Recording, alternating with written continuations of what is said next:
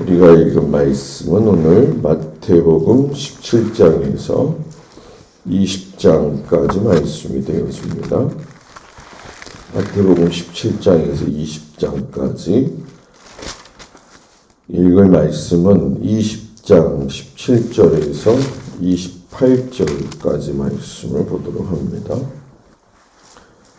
마태복음 20장 17절에서 28절까지 말씀을 다 같이 공독합니다. 예수께서 예루살렘으로 올라가려 하실 때에 12제자를 따로 데리시고 길에서 이르시되 보라, 우리가 예루살렘으로 올라가노니 인자가 대제사장들과 서기관들에게 넘겨주매 그들이 죽이기로 결의하고 이방인들에게 넘겨주어 그를 조롱하며 채찍질하며 십자가에 못 박히게 할 것이나 제3일에 살아나리라. 그때 세베대 아들의 어머니가 그 아들을 데리고 예수께 와서 절하며 무엇을 구하니 예수께서 이르시되 무엇을 원하느냐 이르되 나의 이 두 아들을 주의 나라에서 하나는 주의 우편에 하나는 주의 좌편에 앉게 명하소서. 예수께서 대답하여 이르시되 너희는 너희가 구하는 것을 알지 못하는도다. 내가 마시려는 잔을 너희가 마실 수 있느냐? 그들이 말하되 할 수 있나이다. 이르시되 너희가 과연 내 잔을 마시려니와 내 좌우편에 앉는 것은 내가 주는 것이 아니라 내 아버지께서 누구를 위하여 예비하셨든지 그들이 얻을 것이니라. 열제자가 듣고 그 두 형제에 대하여 분이 여기거늘 예수께서 제자들을 불러다가 이르시되 이방인의 집권자들이 그들을 임의로 주관하고 그 고관들이 그들에게 권세를 부리는 줄을 너희가 알거니와 너희 중에는 그렇지 않아야 하나니 너희 중에 누구든지 크고자 하는 자는 너희를 섬기는 자가 되고 너희 중에 누구든지 으뜸이 되고자 하는 자는 너희의 종이 되어야 하리라.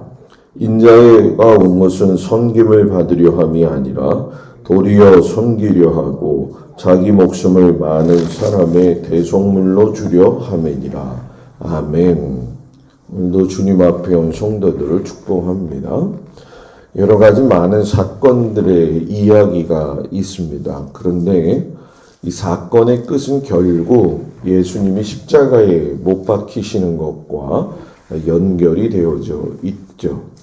베드로가 믿음에 대한 그 고백을 하고 나서 6일이 지난 후에 예수님이 따로 베드로, 야고보, 요한을 데리고 높은 산에 올라가시죠. 그 변화산 사건 이야기인데 왜 그들 3명만 데리고 올라가셨느냐? 그거는 그들에게 특권도 있고 사명도 있다는 것을 우리가 알게 되죠.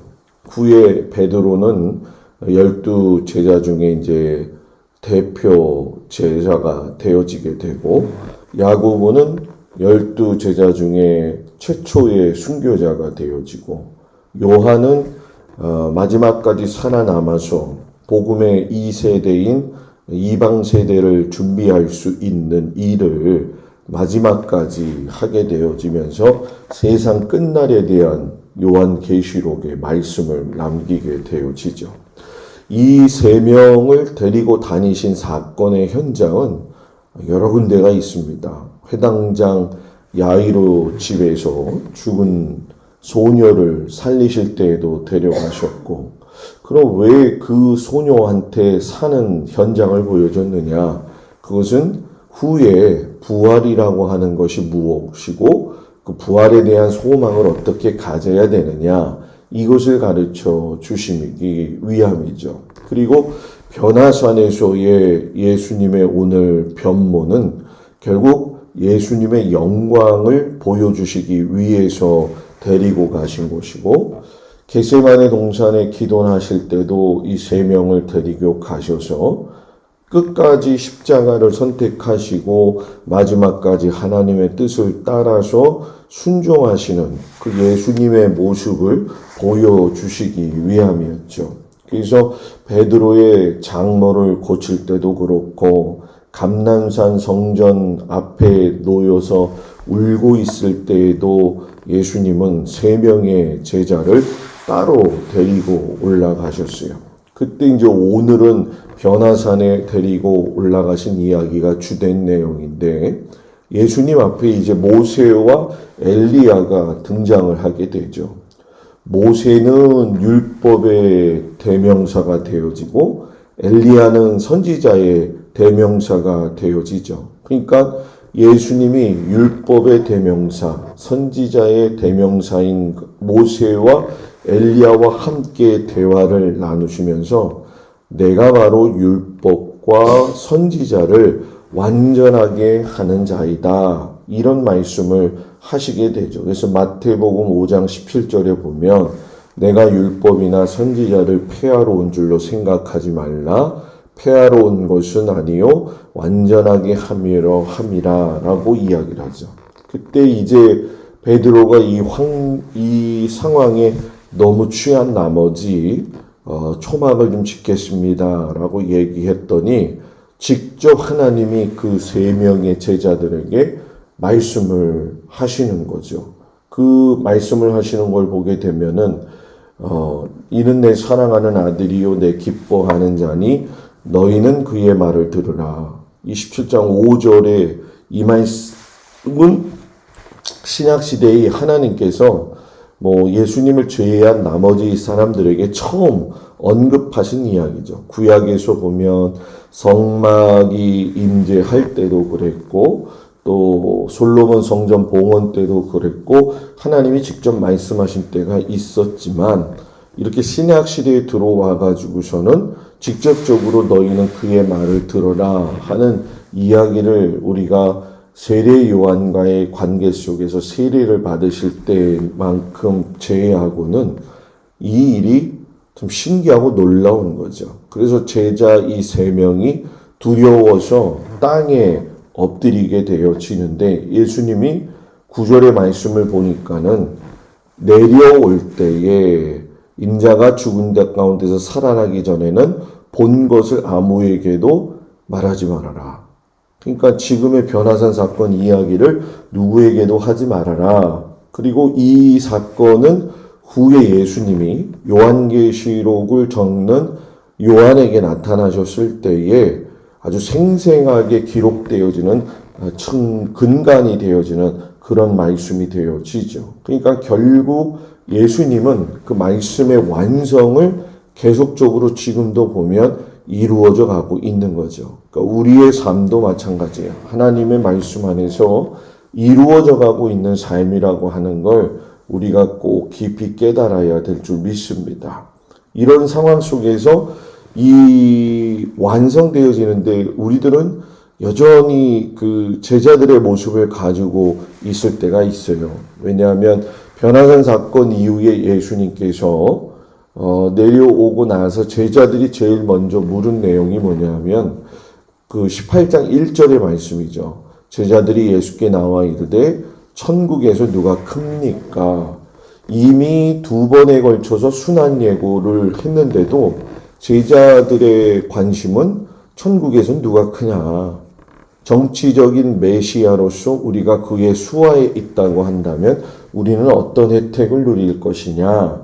이 부분에 대한 초점을 가지고 있었다는 거죠. 그들에게 예수님이 어린아이를 갖다가 가운데다 두시고 어린아이와 같이 되지 아니하면 결단코 천국에 들어가지 못하리라. 어린아이와 같이 자기를 낮추는 사람이 천국에서 큰 자다. 그러면서 5절 6절에 가면 아주 이것과 일맥상통하게 중요한 말씀을 주시는데 그것이 무엇이냐면 이 어린아이 하나를 영접하면 나를 영접하는 것이고 이 작은 자 하나를 실족하게 하면은 연자맷돌을 그 목에 매달아서 깊은 바다에 빠뜨려 죽어라. 이런 식으로 이야기를 하셔요. 그러니까 작은 자 하나라도 업신여기지 말고 이것은 예수님이 잃어버린 양 한 마리를 소중하게 여기셨던 그 말씀과 일맥상통이 되어지죠. 그래서 예수님이 교회에서나 가정에서나 관계를 가질 적에 실상 실질적인 이야기를 하셔요. 마태복음 18장 15절에 나오는 얘기인데 어떤 형제가 죄를 범했을 적에 잃어버리지 아니하도록 하려면 어떻게 해야 되느냐? 권고를 어떻게 해야 되느냐? 그때 이제 그 사람과 너와만 만나서 권고해라. 1대1로 만나라. 그럼 너가 얻을 것이다. 그래서 레위기의 말씀처럼 마음으로 형제를 미워하지 말고 견책하라. 내 이웃을 사랑하기를 내 자신과 같이 해라. 하는 말씀을 직접적으로 가르치신 거죠. 그래도 안 되면 어떡합니까? 16절에 듣지 않거든 한두 사람 데리고 가서 두세 증인의 입으로 말마다 확증하게 해라. 이야기를 하시죠. 그래도 안 들으면 어떡합니까? 17절에 나오죠. 만일 그들의 말도 듣지 않거든 교회의 말하고 교회의 말도 듣지 않거든 이방인과 세리와 같이 여기라. 공동체에서 어떻게 하라는 거예요? 퇴출시키라는 얘기죠. 그래서 이 당시에 유대 공동체에서는 이방인과 세리를 받아주지 않았다란 말이에요. 그렇기 때문에 회개하지 않는 사람도 그들과 똑같이 여기라는 그런 예수님의 말씀이고, 이 관계 속에서의 용서를 그러면 어떻게까지 해야 됩니까? 베드로가 이 질문을 하게 된 것이고 18장 21절에 가가지고서는 22절에 가서 예수님이 몇 번 해야 된다는 거예요? 7번뿐 아니라 7번을 70번까지로 해라. 이거는 횟수의 제한이 없이 끝까지 용서하라는 뜻이죠. 그래서 그 용서의 뜻을 말씀하시기 위해서 1만 달란트 빚진 자가 여러분 100데나리온 빚진 자를 갖다가 용서하지 않았던 이야기를 하시면서 진정한 용서는 하나님에게 용서받은 것을 실천하는 것이다 라고 말씀하시죠. 그래서 우리가 믿음의 생활을 할 적에 가장 잊어버리지 말아야 될 것이 뭐냐면 상황 속에서의 예수님은 어떻게 하셨을까라고 하는 생각을 갖는 것이 대단히 중요하다라는 거죠. 그리고 예수님이 이 모든 일들을 마치시고 나서 갈릴리에서 이제 예루살렘으로 입성하시기 전에 유대하고 베레아 지역에 가셔서 19장에 보게 되면은 사역을 하시면서 마무리를 준비하셔요. 근데 이 예루살렘에서 유대와 베레아 지역까지도 상당히 시간이 많이 걸리는 곳인데 바리새인들이 19장 3절에 보게 되면 예수께 나와 시험하여 이르되 사람이 어떤 이유가 있으면 그 아내를 버리는 것이 옳으니까 라면서 이 예수님을 아주 공경에 빠뜨리기 위한 질문을 하게 되어지죠. 이혼을 어떤 방향으로 해야 되느냐. 실상 여러분 이 당시에 가장 큰 이슈는 세례 요한이 죽게 된 원인이 헤로디아의 헤롯과 더불어서의 어떤 좋지 않았던 그런 모습 때문에 실상 세례 요한도 이미 죽은 상태이기 때문에 요걸 가지고 똑같이 이야기를 하는 거죠. 결국은 헤롯 이혼 그리고 헤로디아의 부도덕한 삶 이걸 이제 이야기함으로 인해 가지고 예수님을 아주 공경에 빠뜨리려고 이야기를 하는데 예수님은 아주 성경 말씀만 얘기하죠. 남자가 부모를 떠나 그의 아내와 합하여 둘이 한 몸을 이룰 것이다. 그러니까 바리새인들이 그러면 모세는 이혼 증서를 줘서 이렇게 끝내라고 했는데 하면서 이야기하니까 결국의 본질은 예수님이 뭐냐면 너희들이 지금 생각한 것은 뭐라는 거예요? 마태복음 19장 8절 9절 모세가 너희 마음의 완악함 때문에 아내 버림을 허락하였거니와 모세가 이혼 정서 주려고 했던 건 실상 완악하고 본질적인 목표는 뭐였다는 거예요? 아내 버리려고 했다라는 것이죠. 그러니까 이 율법을 만든 것이 결국은 너희들의 완악함을 오히려 더 증거되어지는 수단이 된 거다. 너희들은 속에 처음부터 뭐 이혼을 정당하게 하거나 이혼에 대한 절차를 밟거나 이건 하나의 그냥 그저 지나가는 과정의 하나일 뿐이지 실상은 그 속에는 그 아내를 버리고 싶어 하는 그 마음이 가득했다라고 하면서 그 마음의 악함을 이야기한다는 거죠. 그래서 이 사람들이 하나님 앞에서의 어떤 말씀을 통해서든지 자기들을 갖다가 포장시키는 걸 예수님은 정확하게 보고 계셨다라는 거예요. 그러니까 우리도 살면서 그런 경우가 있지만은 코에 걸면 코걸이고 귀에 걸면 귀걸이가 이 하나님의 말씀을 가지고 한 경우가 우리들 주변에서 많이 보잖아요. 그러나 제일 중요한 것은 우리들의 근본적인 마음의 바탕이 어떠한 것이냐, 이것이 정말 중요하다는 거죠. 그때 이제 부자 청년이 천국을 소유하기 위해서 예수님 앞에 나와서 어떻게 해야지 영생 얻습니까?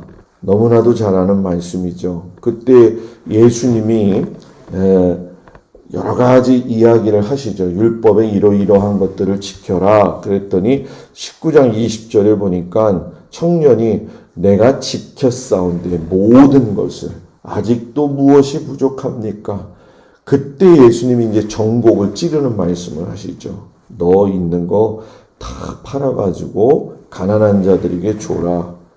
그러면 네가 하늘에서 보화가 있으리라. 그리고 나를 따라와서 나에게 와서 나를 따르라. 이렇게 이야기를 하시죠. 근데 이 청년이 뭐 마가복음에서도 나오게 되어지지만은 근심해 가지고 돌아갔다.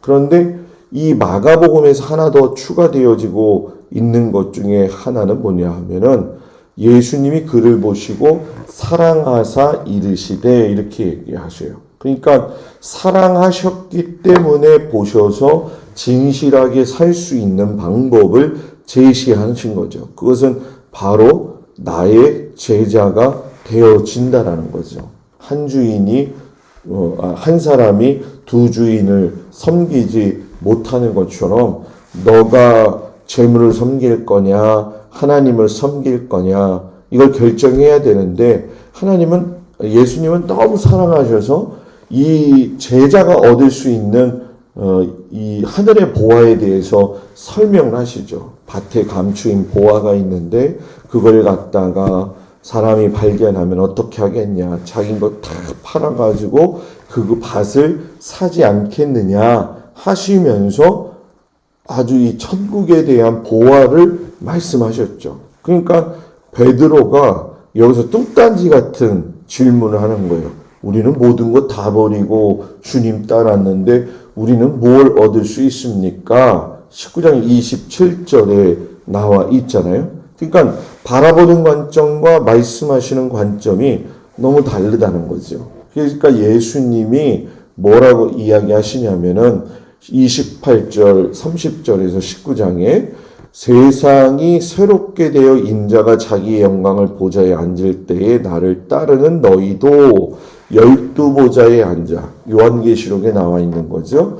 12지파의 심판 권세, 12제자가 될 수 있는 권세를 허락하셨다라고 이야기를 해요. 그래서 이 일에 결국은 이 제자들이 또 사용되어지게 되어지는 거죠. 그래서 우리도 마찬가지로 우리가 예수님을 따르면 마지막 때의 이 심판날에 우리는 하나님의 자녀로서 천년 왕국을 누리면서 하나님의 믿음의 백성으로 살아가게 되어진다라는 거죠. 그리고 나서 이제 오늘 우리가 읽은 말씀을 세 번째 순환 당하실 것을 예고하시게 되어지죠.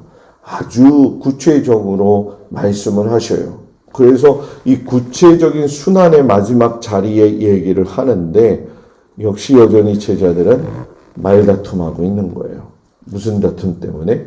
자리 다툼 때문에. 더군다나 야고보와 요한의 어머니였던 이 여인에 나와가지고서는 아니 우리 아들 좀 세워주세요라고 했던 것들에 대해서 그 제자들이 그 모습을 봤으니 가뜩이나 그 서열 싸움에 불을 지펴가지고선 4분 5열 될 수밖에 없는 그 상황 속에서 우리는 여기서 야고보와 요한의 어머니의 뭐 실수라든가 제자들의 어떤 실수나 말다툼에 초점을 맞추는 게 아니라 어디에다 초점을 맞춰야 되냐면은 예수님이 그걸 보시고도 그들을 갖다가 여러분 뭐예요? 감싸 안으시고 그들로 하여금 정말로 하나님을 따르는 믿음의 길이 무엇인지를 알게 하셨다라는 거죠. 그래서 마태복음 20장 26절 27절에 보면 너희들 중에 누구든지 크고자 하는 자는 너를 섬기는 자가 되고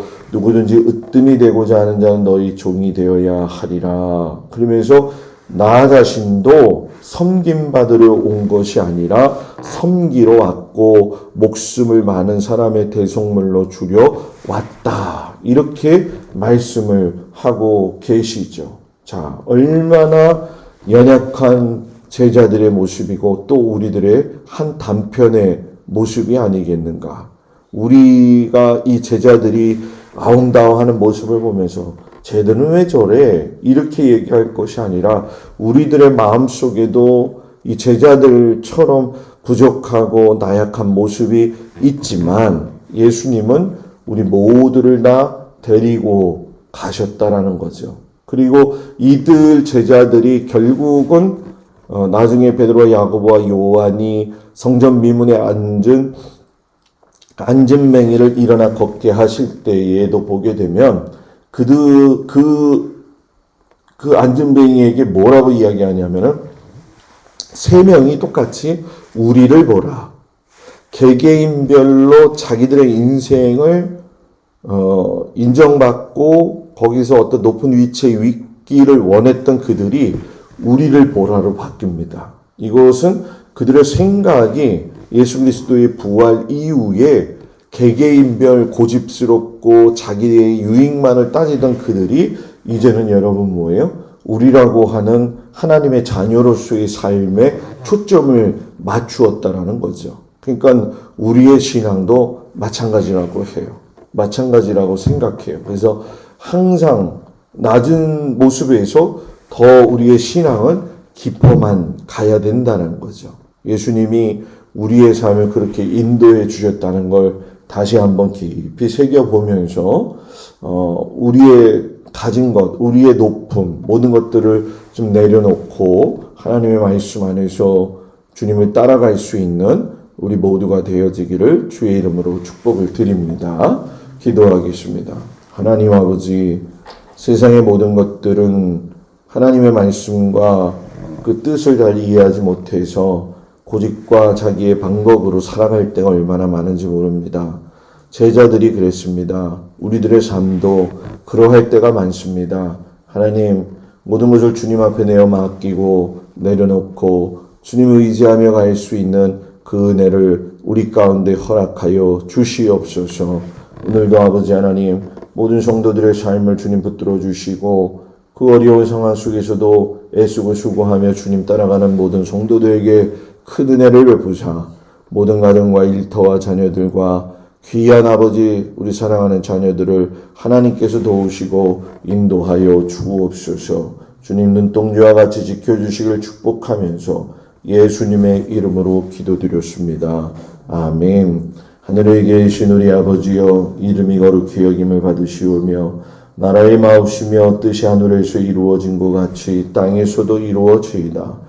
오늘날 우리에게 일용할 양식을 주옵시고 우리가 우리에게 죄진 자를 사하여 준 것 같이 우리 죄를 사하여 주옵시고 우리를 시험에 들지 말게 하옵시며 다만 악에 쏘고옵소서.